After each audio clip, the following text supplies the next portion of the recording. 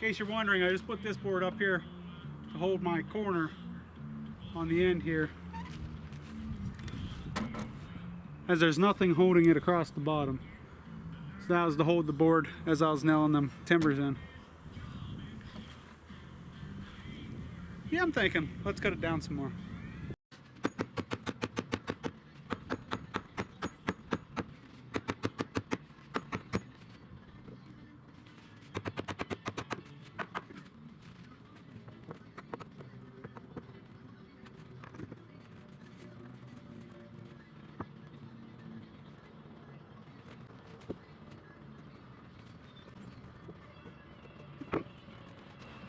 So as you can see, no measuring for that. Put your board up there, cut your line across it, cut the board, get on with it.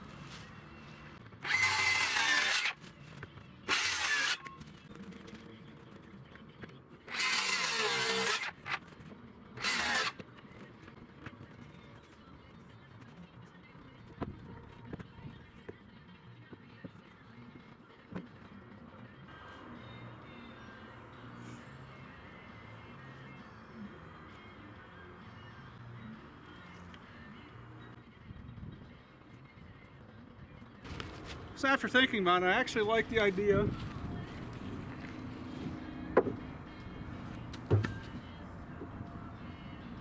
it on the side. That way we can encapsulate these 4x4s and make the roof a little sturdier. It's going to be shorter than I originally wanted, but that'll be okay.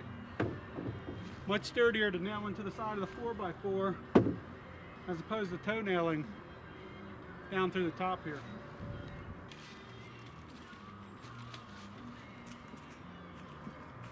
No.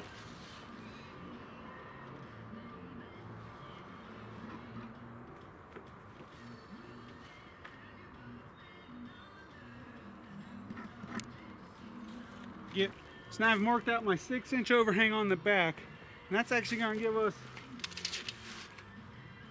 a little over 2 foot, 2 foot 1 inch in the front on the overhang. So I think that's going to be really nice. We're not going to use a hammer for this one. We're going to pull out the big guns.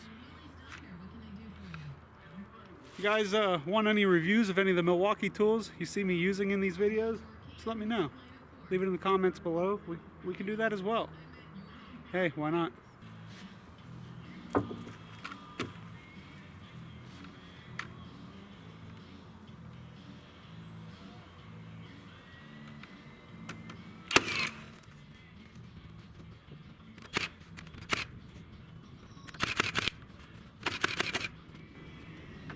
She ain't going nowhere.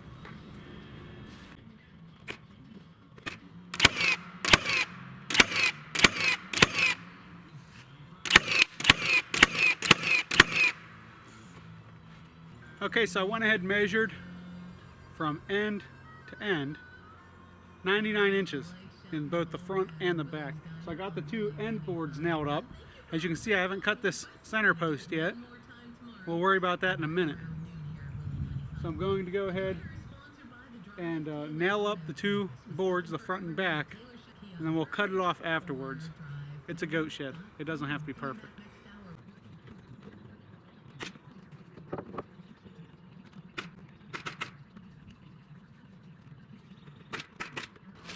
Now I'm sure I'll get some framers on here and say, hey, that's not the way you do that. It's not the way you do that. It's the way I'm doing it right now. So I ended up taking the center board, throwing it up there, and measured from the top of the timber on this side to the bottom of the 2x over here. That's how I got my measurement over here as well. I'll end up cutting that 4x4 off that's sticking up there, obviously, before we proceed with putting the actual roof panels on.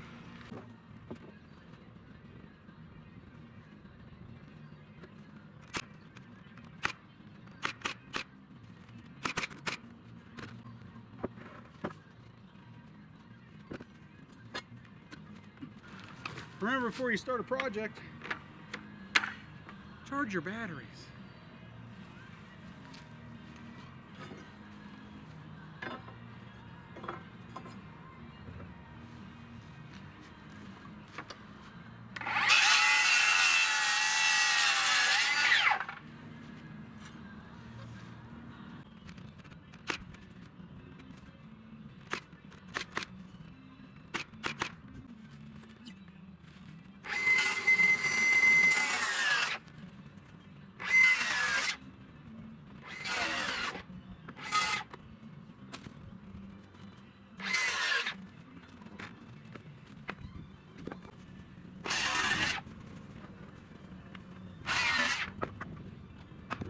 Now, these aren't going to be perfectly spaced out. We have a greater gap here than we do on that side because I wanted to make sure I nailed into the post.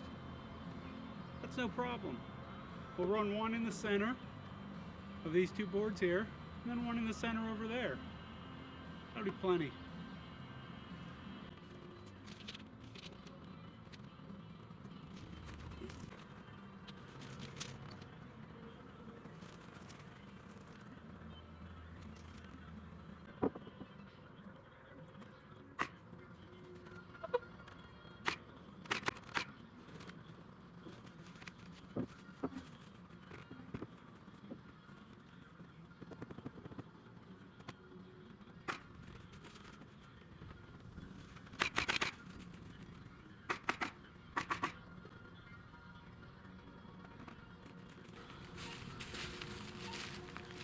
Well, that's it for now. It's lunchtime. We'll be back right after lunch. Well, we're back from lunch. Gathered up some scrap OSB. Got one of the boys bringing over some more. I have one question for you. Why didn't you tell me that they'll still tag on my butt? Come on, I thought we were friends. Anyway, we're gonna go ahead and piece this together. It's gonna be multiple pieces. It may not be pretty, but it's going to be functional.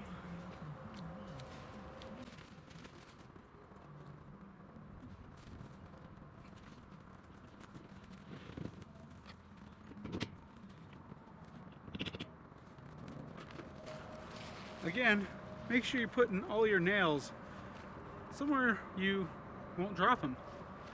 Not good.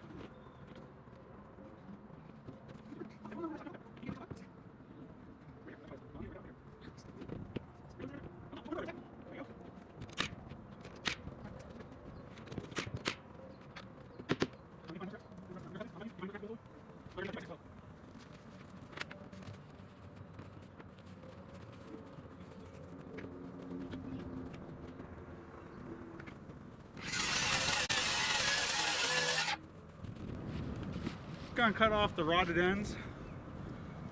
Wouldn't have hurt anything to left it there because it's gonna be dry under the metal. But that way we can patch it in. And obviously it's not gonna be perfect cuts. We're just removing some material to make room for more chunks in there, just to give it some more sturdiness under the metal.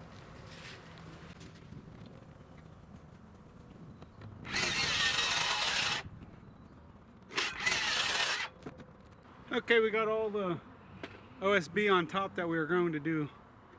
We're going to go ahead and put a chunk of a 2x6 in the top here to cover a gap and to give a tie-in in the center for these boards.